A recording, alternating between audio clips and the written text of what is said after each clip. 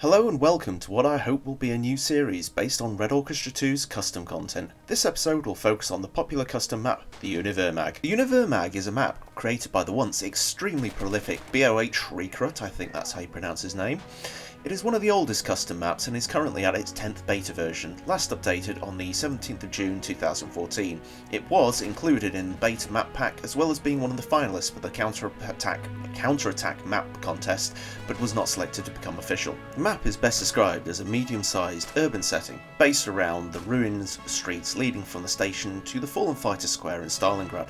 The scenario sees the Germans pushing back the defending Russians all the way through to the iconic Univermag building in a classic attack, defend, territory map. It traverses numerous bombed out buildings, rubble covered streets, and passes through numerous sewer systems along the way. The basic structure is quite linear in its direction, pushing along a single long street flanked by apartment buildings, stores, warehouses, etc. While this may sound very typical and bland, the varied routes the attackers can choose to make is what sets this map apart from others. While a suicidal charge down the centre is possibly not the best route, it's a choice nonetheless. And considering most of the buildings flanking the street can be entered, there is always a far more covered approach available. Possibly the most interesting addition is the inclusion of a long sewer system that spans most of the map, with appropriate blockages here and there to stop people simply using that as a single method forward. The sewers, along with the large multi-floored buildings, create a wonderful cat and mouse maze for the defenders to use, meaning some points the attackers really need to be rather thorough in their clearing. Despite this intricate hive of routes and hiding places, the map is never confusing in where you should be going next, mainly due to its linear nature in its progression. This is possibly why the map is held in such high regard, giving people both the complex structures at individual points, making for interesting searches, yet simple in its layout, so not to be confusing as to where to go. I also describe the map as being medium-sized, largely because there's no cap fort point that feels too hard to crack, and yet not too easy at the same time. If people are stuck at a choke point, there's always an alternative route to use, and these routes are rarely stacked in favour of either the defenders or the attackers. With this in mind, this is possibly one of the most commonly seen being played out on any custom servers. With the Immersion Overhaul mod, it's a very common map, and on the average night. Plus, I frequently see it being hosted on Russian servers, and a few custom servers like the UK's 40-1. If you want to play a custom map that of some form that will be relatively populated, this is probably going to be your best bet. There are a few downsides to the map, but they are mostly aesthetic. One or two of the buildings look somewhat bland in their texturing and their detail, making a couple of the apartment buildings look very amateur next to the stock assets that are used next to them. This is nitpicking largely though, as in general the map's construction is very well thought out. Another possible issue is the performance seems a little weak in places. The long street in the middle of the map sometimes slowed my system to a crawl while trying to film with bots.